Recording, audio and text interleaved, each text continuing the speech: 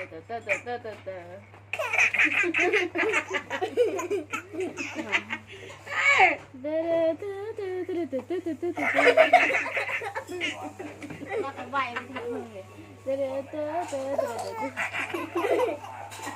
đợi gì chắc á em à.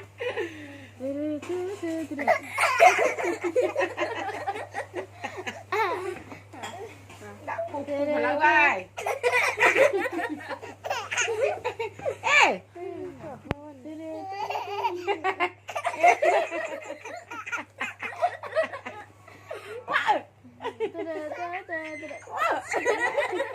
Ê tụi cũng vậy chứ.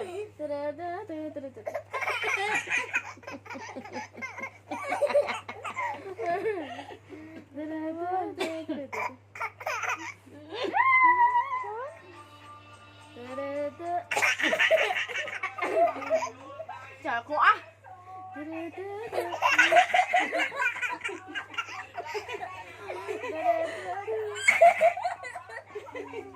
Đợi lên tranh nữa. Có sao gì? Cũng Có sao gì? Có sao gì? Thôi hơn ai ăn sao. Tại cho nhà mình bán thì lẹ thêm một kiểu. Ôi, giờ mình con. Đưa.